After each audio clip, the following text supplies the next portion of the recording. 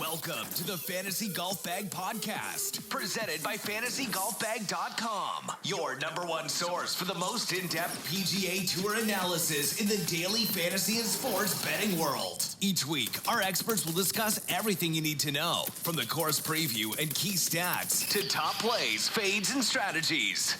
Whether golf betting, grinding out cash games, or playing for a big GPP win, our team has you covered. Let's get after it.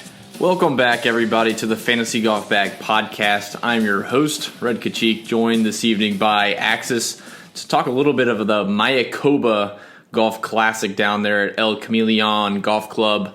Had a fun break. We played the Euro Tour stuff for the Turkish Airlines, and that was a fun sweat, so I'm sure we'll touch on that.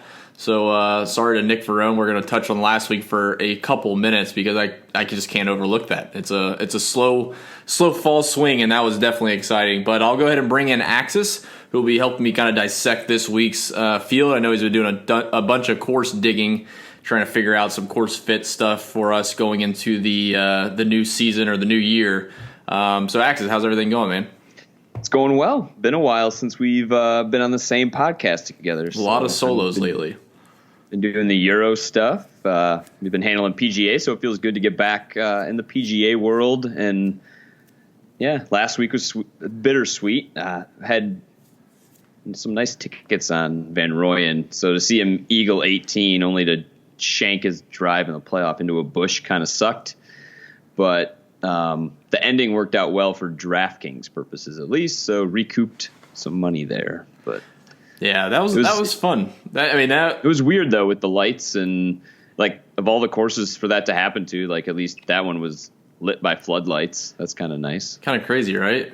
Yeah. Was the whole course lit or just that hole? Judging from pictures earlier in the week, it looked like the whole course might have lights. That's interesting. I wonder if the Euro Tour was posting pictures on their Instagram earlier in the week of that course lit up at night, and I assumed it was the whole course. I've seen that on different courses over in Asia. I've seen I think some courses in Thailand, maybe Japan. They have these floodlights. It looks like a par 3 course almost with it being lit up. But I don't know why that is. It's like they go out after dark and play golf. So maybe it's more common over there than here in the States. We just have Topgolf apparently, but that was pretty cool for them to have that, and for Terrell Hatton to win under the floodlights.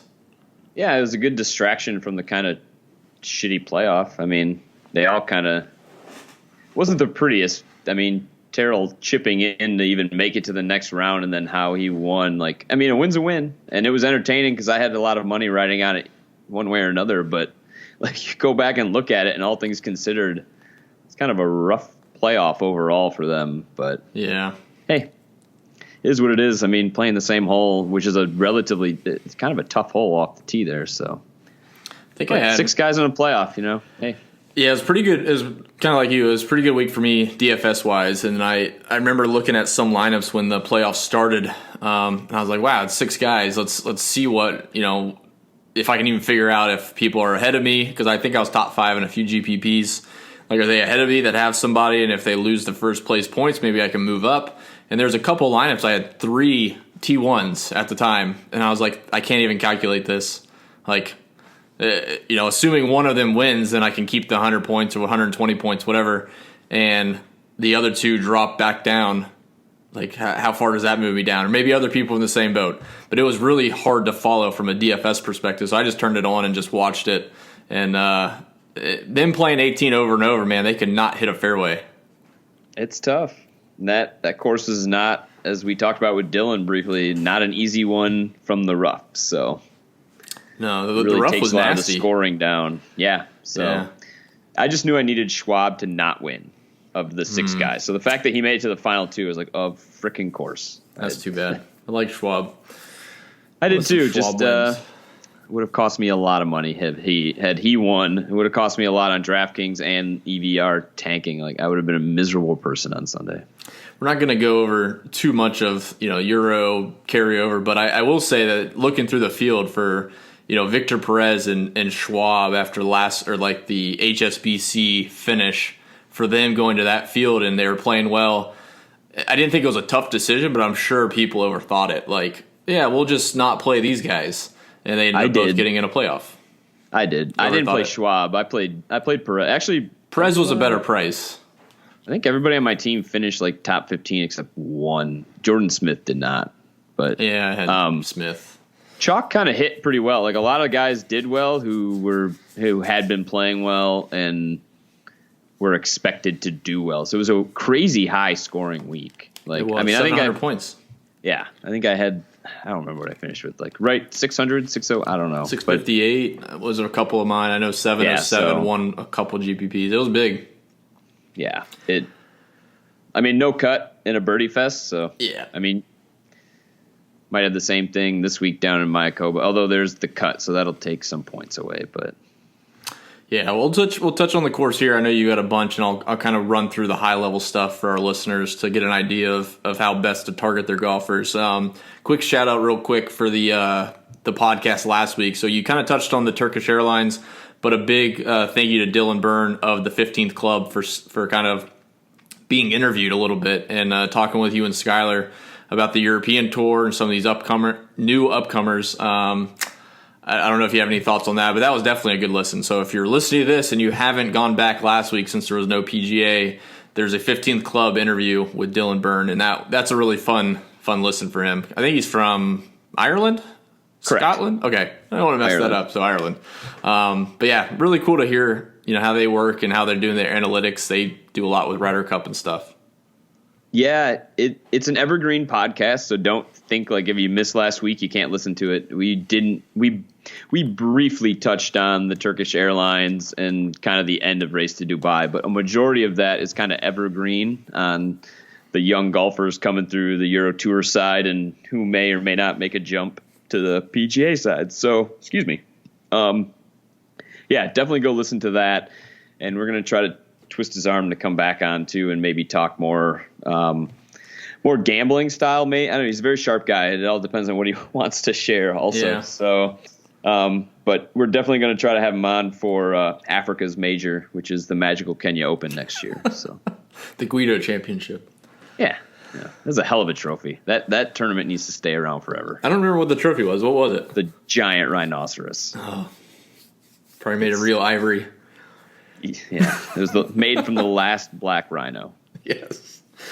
All right, let's transition and talk some Mayakoba, and then of course we'll talk through the DK pricing and our kind of top plays in each category and overall strategy for line of construction. Touching on that, and then leave the rest to. I know you'll do a course preview article, so you'll dive in a bit deeper than what we'll probably touch on, and then of course all my core plays. The last couple of weeks I've actually been posting my full exposures, top 10 exposures. In a full field like this, probably won't do that. I'll just touch on my top plays in my core article.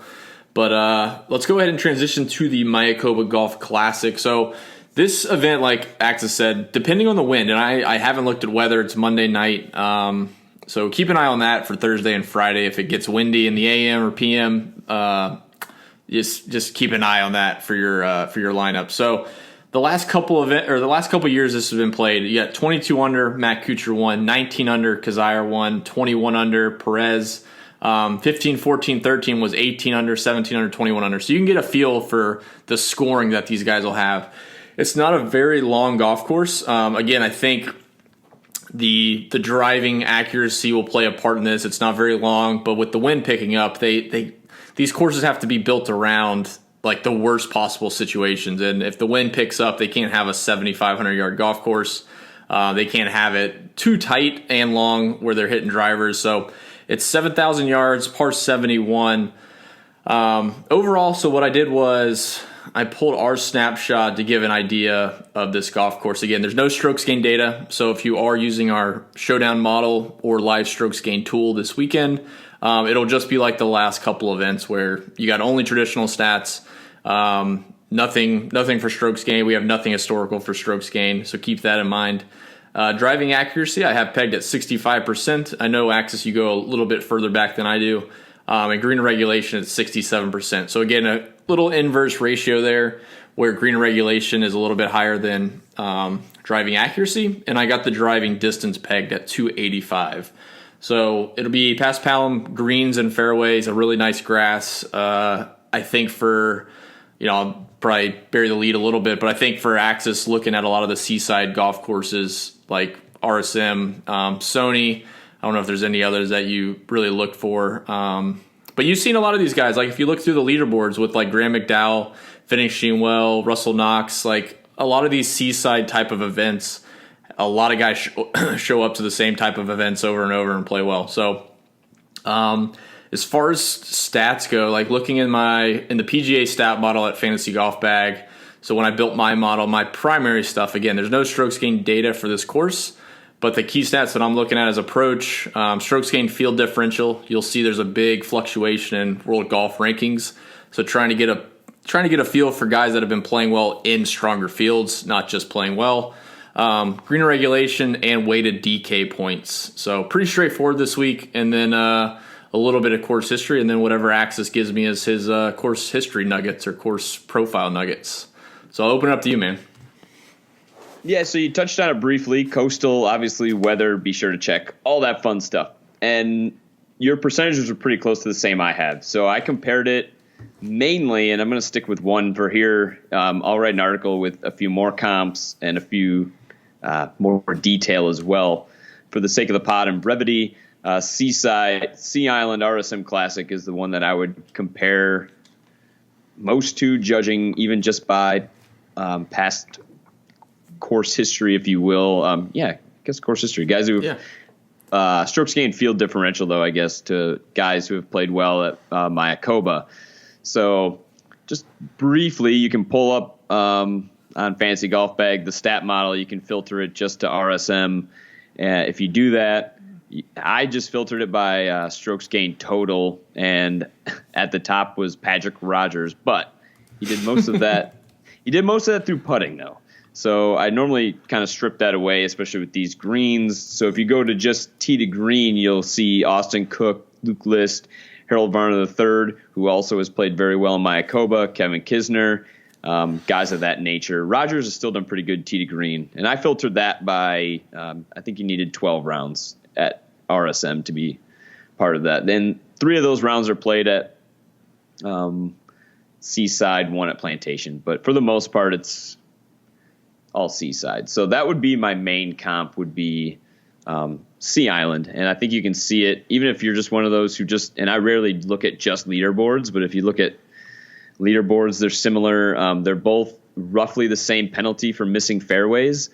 And it's not because it necessarily makes it super difficult. It's that the courses are they're much easier to play, very easy to play from the fairway. So you can still make par if you miss, but everybody else is going to be making birdie from the fairway, especially on these par 5s. If you're missing the fairway, like those are sometimes almost 0.7 strokes on a couple of these holes. So it's hard to sometimes judge accuracy. Again, one missed fairway can really throw a percentage and make it look like, oh, that guy's a much more accurate golfer than this guy. That's not necessarily true, but the PGA has a ton of lovely stats out there that you can go dig through as far as that might give you a better judge of accuracy than just driving accuracy. So it's kind of where I'm at with the whole course fit. Like I said, if you're a premium member, there'll be an article out with some more comps, more in depth, especially from a strokes gained approach, from different yardage buckets and things of that nature.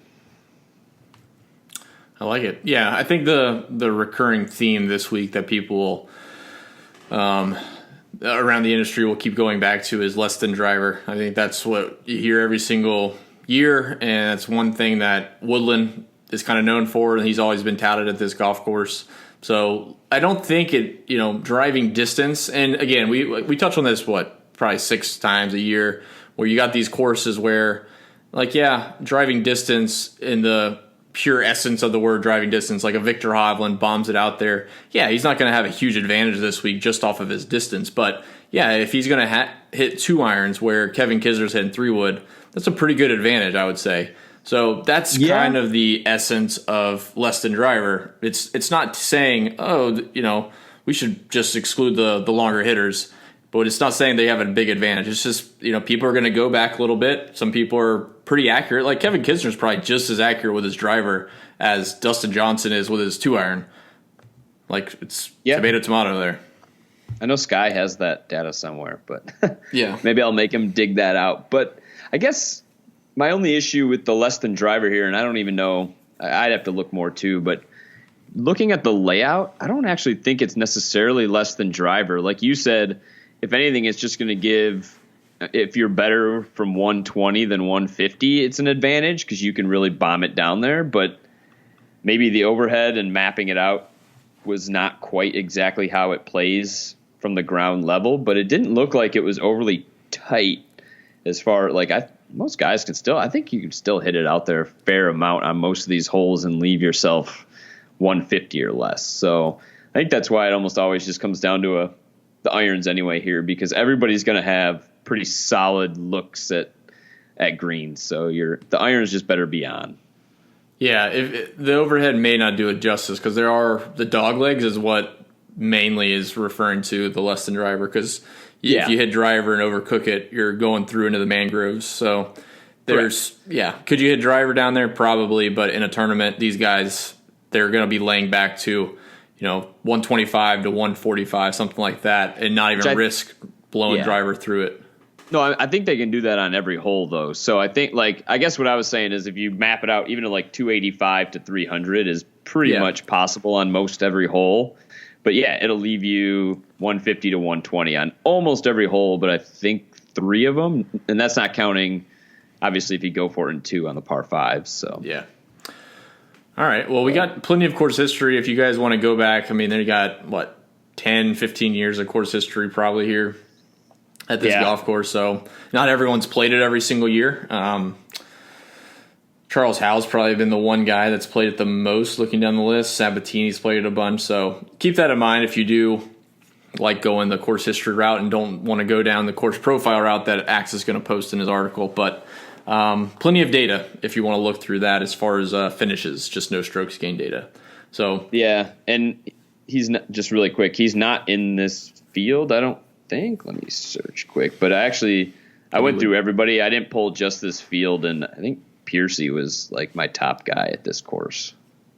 Filtered by, you needed at least 12 rounds to make that list, but just throwing that out there. Thought that was, he's not in the field this week. I pulled everybody who's played it. So Piercy? Yeah, I don't think he's in the field. I have him. He's 7,600. Well, there you go. Little nugget. If you're into course history, that would be my top guy, and that's weighted. I weighted it for past fields and such. So 16 fourth and a 6th place here. So pretty good stat line. Yeah, not too shabby. All right, man. Well, let's start with the top of the range. Admittedly, I think this is going to be one of the easiest. I don't want to play Kuchar at 11.4 in this field. Man, that's a crazy price. But I'll go ahead and lead off with you. The 10K and up, you got Kuchar up there, Victor Hovland not too far behind, which is actually kind of interesting to me. I don't know if this is the best fit for him. I think his game's probably pretty versatile. But again, 11.2, I feel like you're stretching it a bit. Got Tony Finau 10.6, Billy Horschel 10.2, Jason Day right in the middle at 11 even. So any strong leans here? I know you're more of a optimal cash lineup, single entry build. Maybe not cash lineup, but single entry build type of player. Any of these that really strike you as someone that stands out? I know Victor Hovland stands out in the stat model for sure, but I don't know if that's really the prudent play as far as lineups go. I'm curious to see Hovland because the driver is his biggest weapon, but he's also the top of this field in strokes gained approach, and that's over 37 rounds for him. So it's not like a cherry picked sample of even just the recent weeks. That's all his laser rounds from 2019, I do believe, and he's still top of the field in approach. So I'm kind of curious. I think the driver is obviously a bigger weapon than the irons for him, so we'll see how much is negated by that, but he's still going to have, like I said, most guys are going to have 150 at worst. So I'm still curious. I don't think I'll be paying up for him. No. I'd play him if I was doing, 50 plus lineups, 100. Then he'd be the one I'd use from the 11K, I believe, unless I got some read that he was going to be over owned. But actually, my favorite play up here is probably Billy Horschel, to be honest. So, Yeah, I know. Barif gave me a lot of crap too when I said that, and it's just, I don't know, pure numbers. He's been playing pretty consistent all season.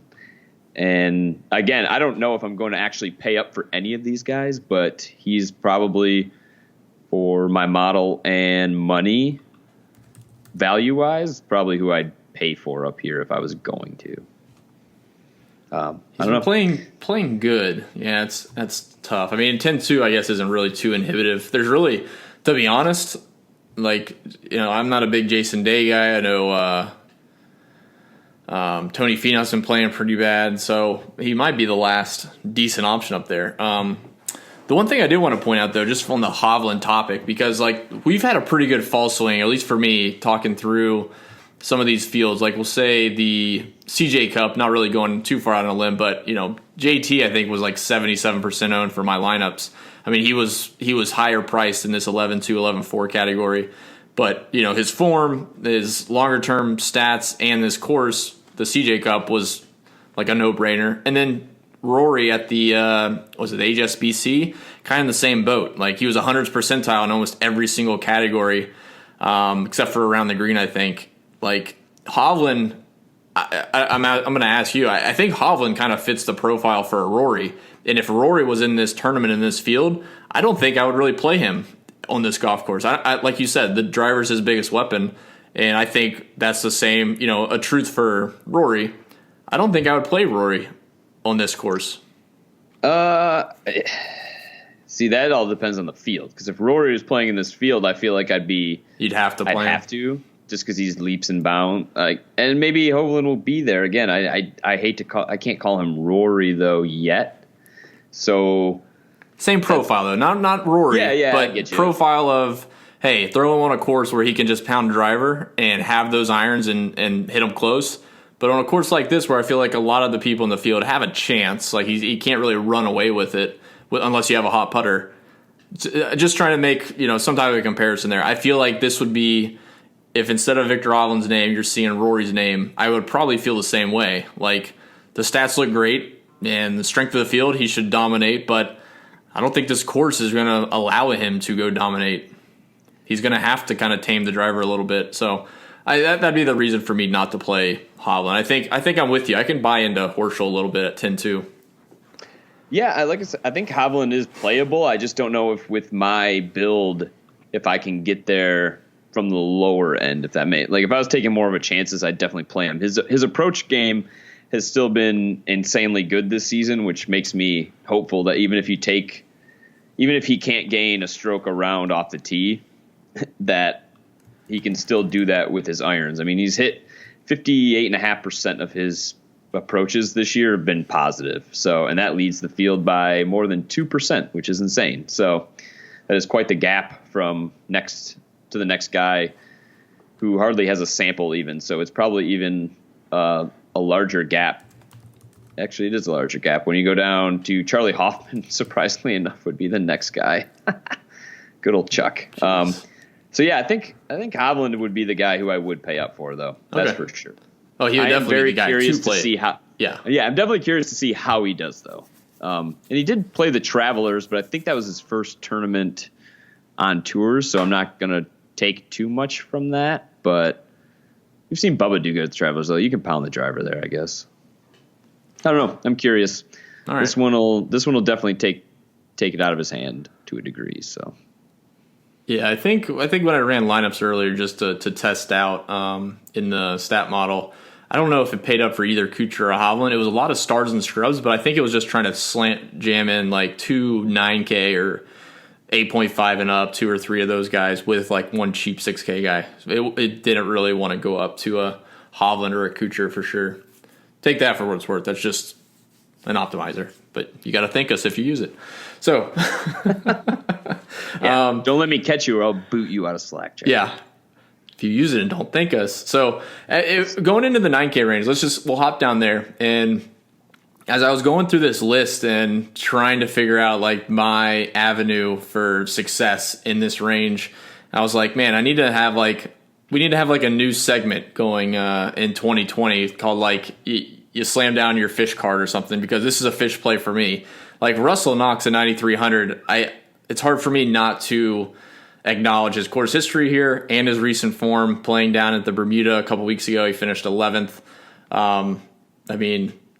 That I'd be using my fish card today or on that play. Russell Knox at 9,300. I don't know how I can avoid that. And I feel like he's got room for upside at that price. Like, it's a little bit of a ceiling price for him. Like, maybe finishes in the top 10 and he can still pay it off. But I feel like it's not out of the realm of possibilities for sure for him to finish top 5, top 3. So Russell Knox for me would probably be my top one. And then going down, I think I'm just going to have to stick with the Scheffler. Lanto Griffin grades out a little bit better for me than Scheffler. But I got a thing for Scheffler, man. I think he's too talented. I think he's probably top 10, top 7 in this field for his talent versus the field. So those would be my 2 in the 9K range. I don't hate Howell. So I'll probably have some shares there, but then Neiman's been playing a little bit worse. I wouldn't say worse, but he had that one spike at Greenbrier, played a little bit poor, and then he's never really played well here. His best finish of 31st. So I'm not going to try to tout course history too much, but I definitely want to see someone with some upside. Yeah, to get to Knox really quick, he would be 3rd in my weighted course history.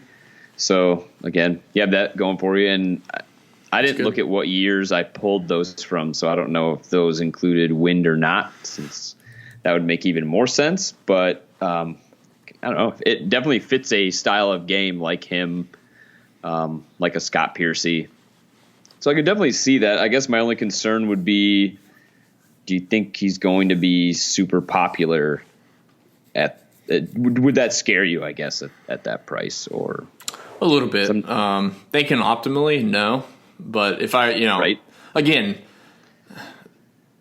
like at least for me personally, like when I'm viewing GPP lineups, like having exposure, let's just say he's 25% owned.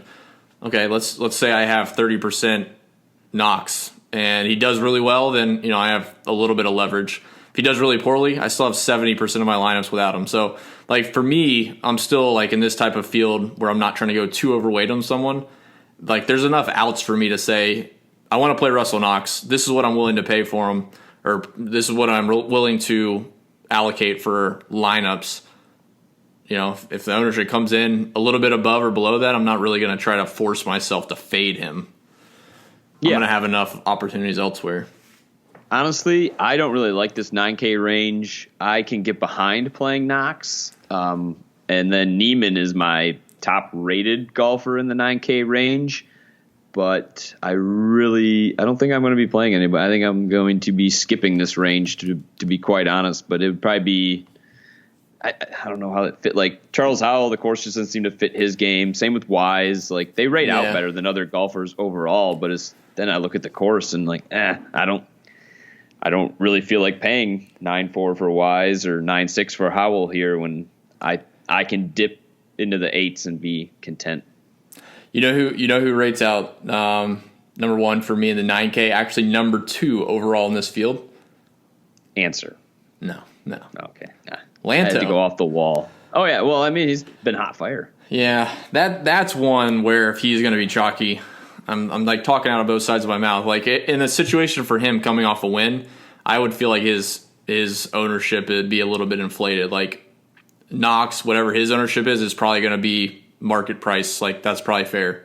But yeah, Lanto, 9K for him. If he's popular, I'm happy to avoid that situation. So he's definitely been playing good though. It's since the start of the fall swing, he's got 5 top 15, top 18s and a first place at the Houston. So it's hard to argue with that. But yeah, I'll take a pass on him this week.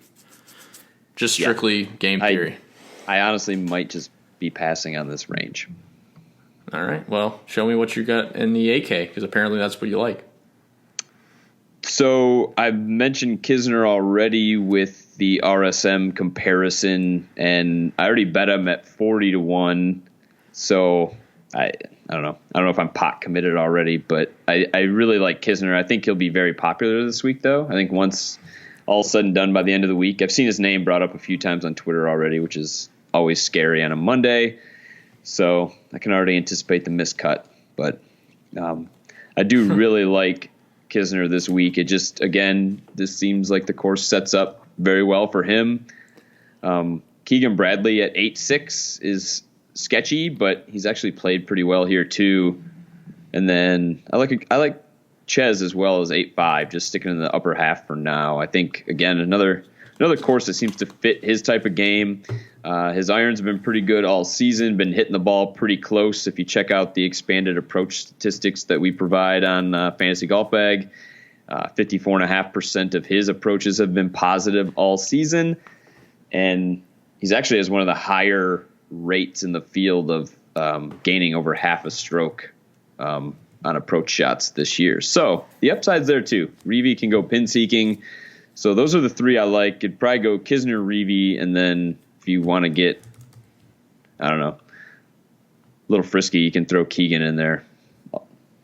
He is accurate, at least. I don't know exactly how this suits him, but he's played well here, and I assume it's because he's pretty accurate and he's playing out of the fairway a lot. So, yeah, two of those guys at the top, Grillo and Kisner, I guess, are pretty interesting. Grillo can't putt, so that's good. He's second percentile in this field. So I don't know if that is last. Let me see. It's another course. Yes, that would be almost DFL. I think it is. I don't think I have someone at 1%. Oh, no, I do. Kevin Stadler, congratulations. Come on down. You are 1%. 1 percentile. Grillo's played very well here. Yeah, he has. That's what I'm saying. Like, those two there, pretty interesting. So I get what you're saying with avoiding the 9K and grabbing 2 or 3 of these guys potentially. Probably we'll just say 2. Like, it's really not a bad spot to start. And they have realistically equal win equity to the guys in the 9K. I mean, like, Answer was 8.2. Like, I wouldn't really, like, double take on that.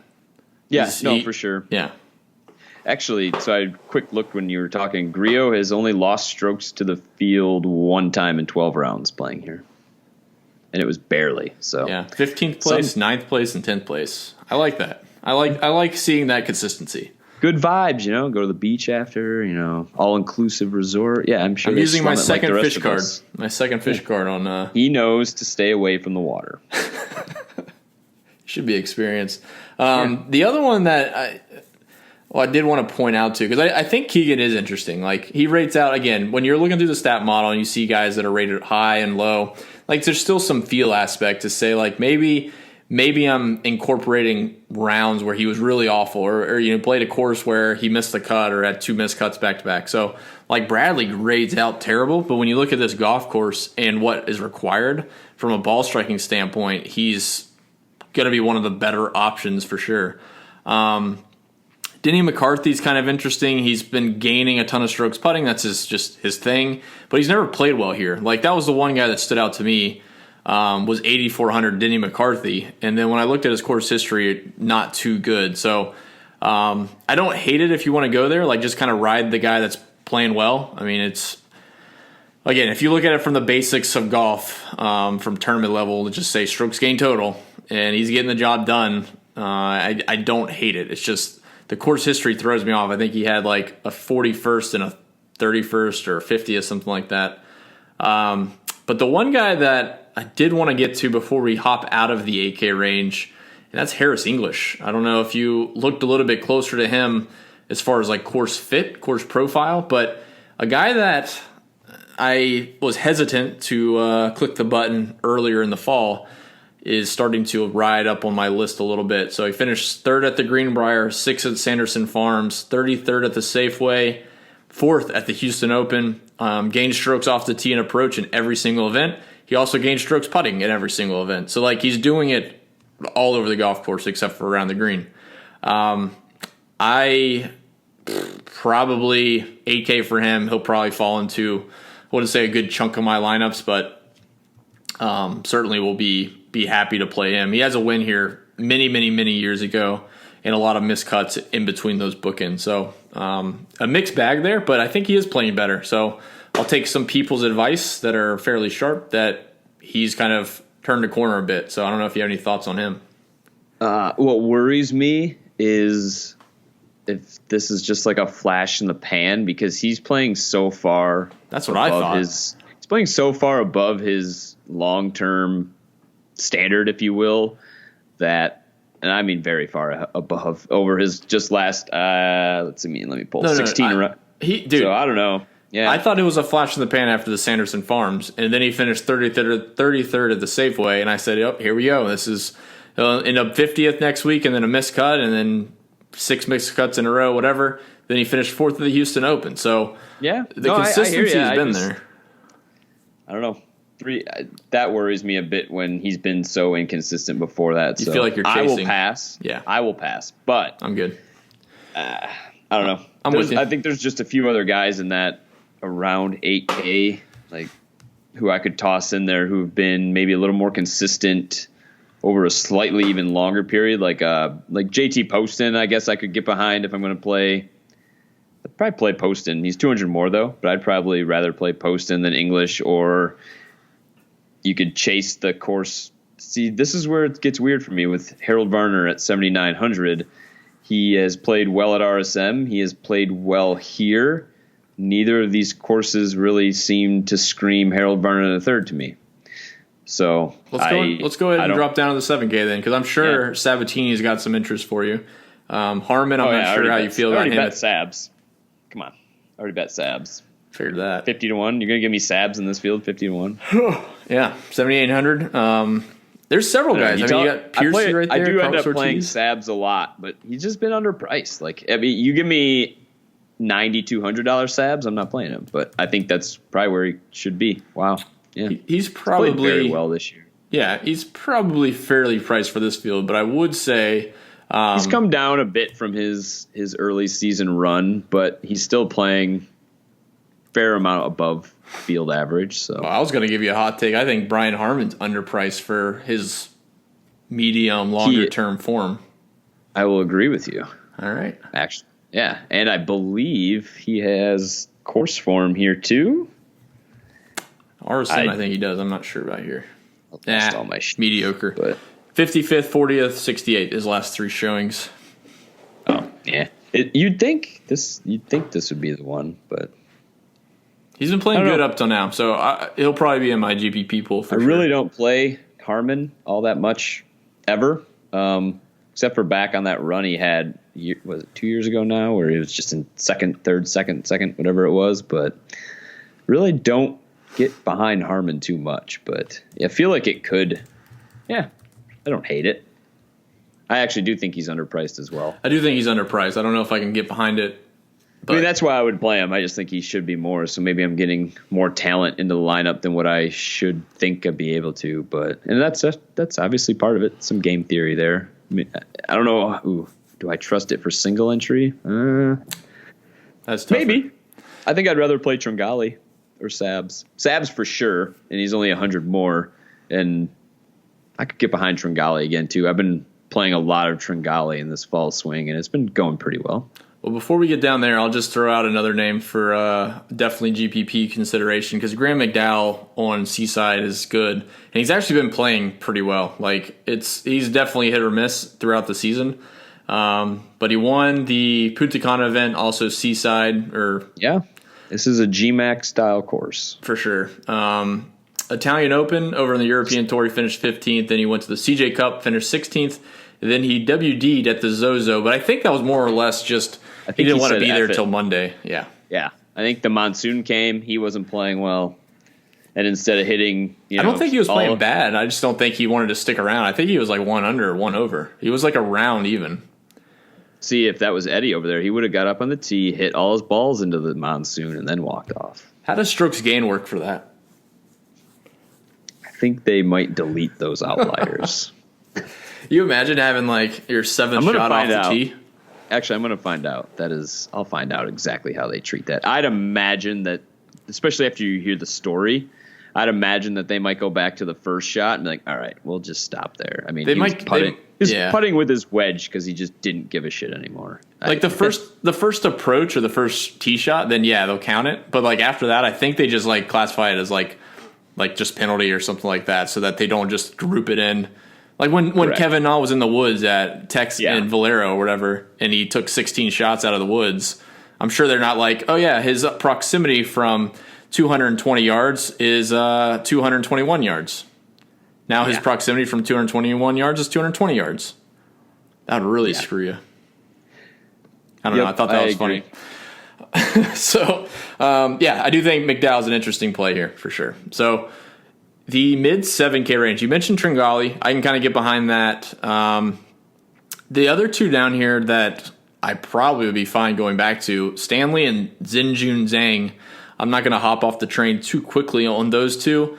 And at the very bottom, I'll just kind of touch on really quick. Doc Redman at 7,100. Obviously a very good birdie maker. Been playing pretty well consistently over the last couple months. And then Mark Hubbard at 7K. A little bit of a flash in the pan, I think, at the Houston Open. Wouldn't say it's... I mean, I'm going to play him, so obviously I'm not thinking it's too much of a flash in the pan, but I do like the way he was trending up towards the Houston Open, and then obviously him playing well was a good sign for me. So those are a couple guys in the low end that definitely stand out for me. Yeah, this is another range where I really don't know where I'm going to fall. I mentioned Tringali, and he's my favorite down here. And before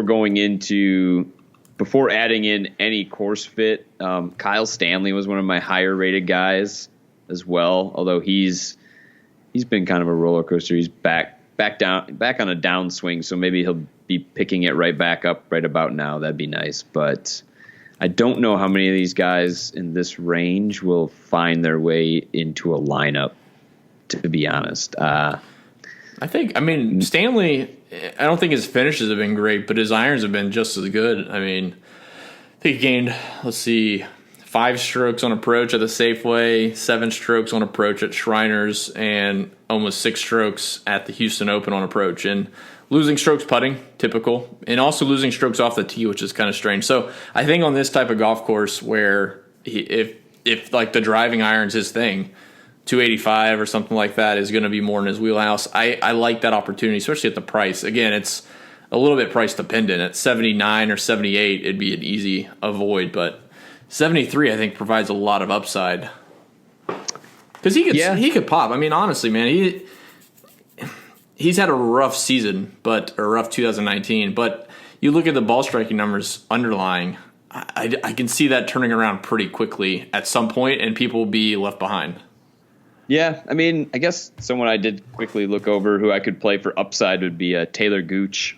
Yeah. I think he has a lot of potential upside, a lot of downside as well. But the way he hits his irons, he gives himself a lot of birdie shots and not a ton of error. He hits a lot of positive approach shots too. So I guess I'd look for a guy like that down here, someone who on a course that you can go very low on is going to give himself chances. Like if you don't hit your irons even at least slightly above average, I don't think there's any use in playing you. He's an interesting one, man. I'm not gonna cut him down too much, but for him to be leading the PGA Tour after the Desert Classic last year on approach with his irons, and then I don't think he gained strokes on approach for 2 months or something like that. I want to say, didn't he get hurt? I think he had a wrist injury, yes. But so I don't know what that – I guess it's always hard to say how much it affects him. Because apparently I found out Terrell Hatton said he's been nursing a wrist injury since the 2017 Masters. So that was news. But I guess it's just hard to – I don't know how that affects you as a professional golfer. Different ways. I suck at golf, so. I mean, we talk about that all the time. Bad wrist, I suck, so. Well, I mean, wrist injury for golf is a serious thing. I mean, yeah, honestly, it is. But JT, at what level is it going to hurt you?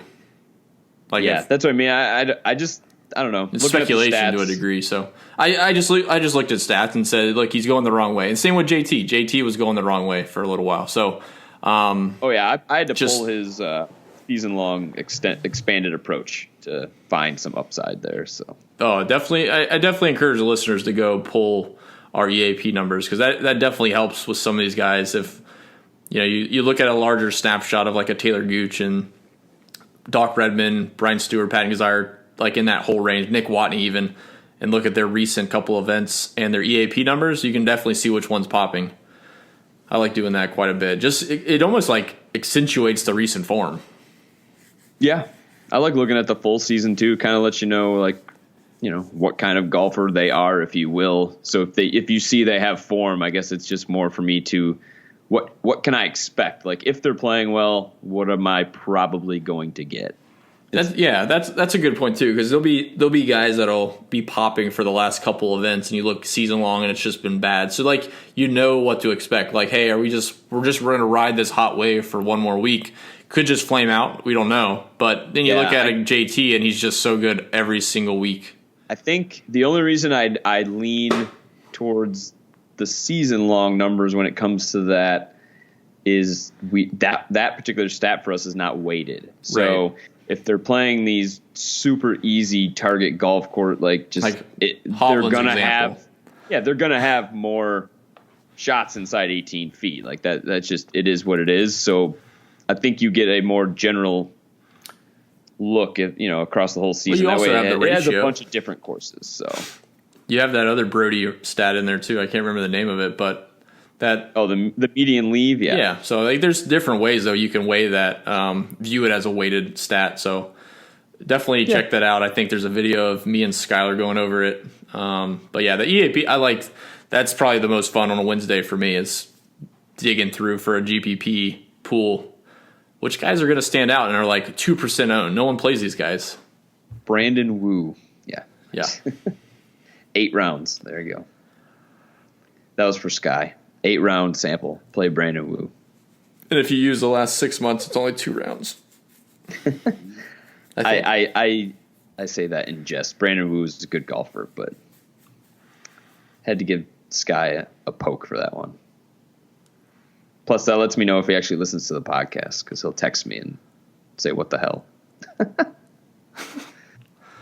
All right, who's your last couple in this 7K? If there's any more that we didn't touch on, I do have a couple in the 6K. I know you talked kind of half jokingly on Wu, but there's a couple in the 6K range I do like. And then I'll leave the last couple for our article when we talk through the GPP kind of under the radar flyers.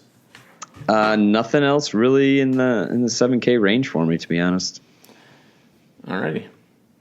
You have any in the 6K, or you want me to drive it on? I mean, so in the 6K, I didn't tailor any. This is just pure some overall model stuff, but because a guy like Matt Jones pops up in it at 6,900, but again, I don't know if this is the course for him.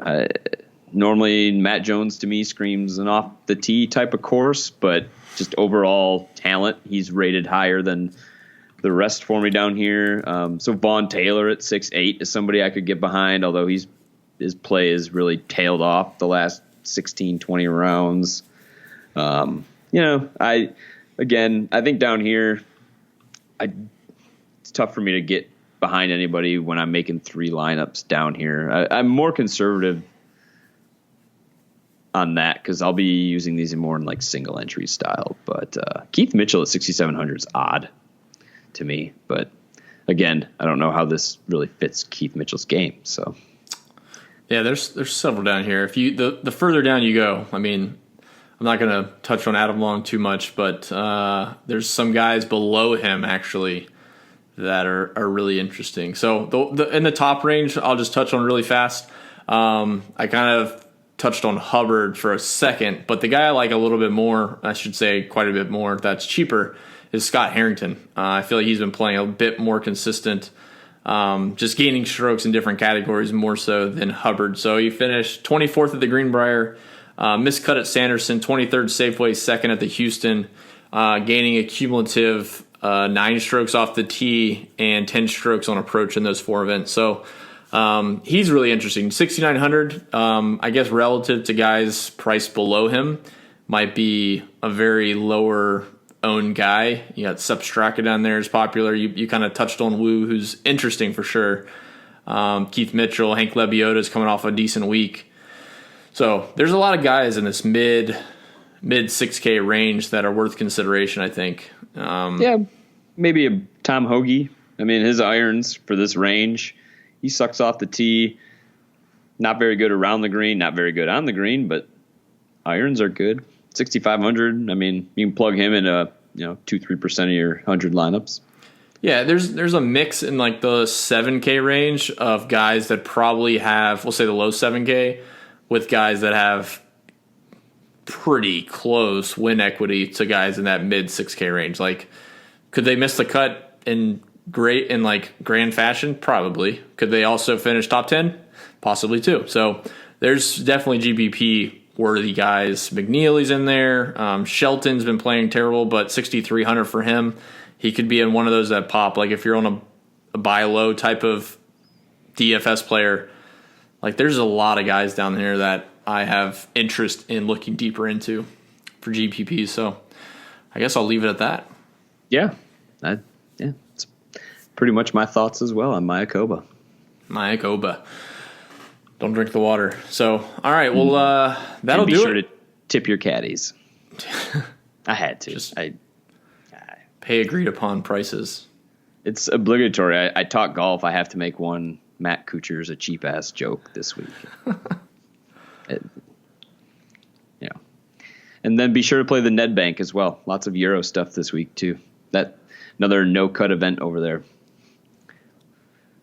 So yeah. And you got that. All those stats are already posted.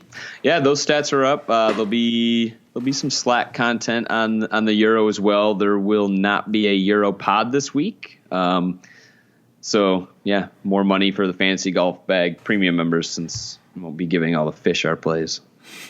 You were 1v1 last week, right? In the high dollar stuff, basically. Yeah. Like everyone's playing the same guys. The best part was I didn't even talk. Most weeks, we'll talk to Barif about what's going on, and that week we really didn't talk at all. And then, yeah, I opened up lineups like you got to be shitting me. Beat me by 3 points. It was Audrey versus John. Audrey started off terrible too. Yeah. Oh, he sure did. But a couple eagles later, took him past Smith. So he tried to give it back on Sunday. Audrey shot like a +5 on that course, but what can you do? Still did all right. Just got me there. No, it was a good week. Yeah. Good week. I'll definitely get some Euro in. Hit it while it's hot.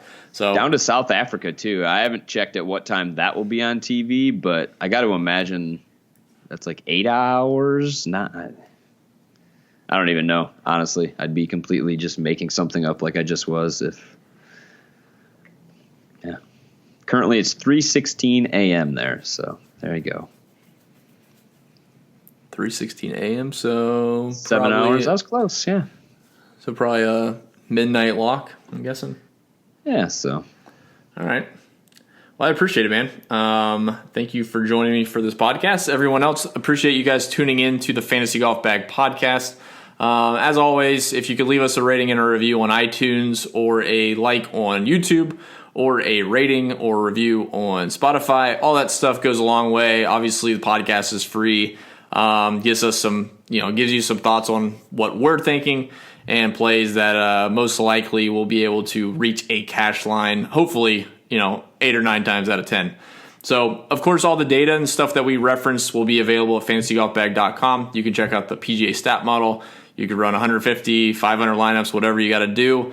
Export that, import that straight into DraftKings, FanDuel, what have you. And, of course, the EAP data, some of that stuff that Skylar works on, really cool stuff, is all available as well. So, appreciate it, guys. Good luck the rest of this week with your lineup construction, and hopefully see some screenshots come Sunday afternoon. Have a good rest of your week. See ya.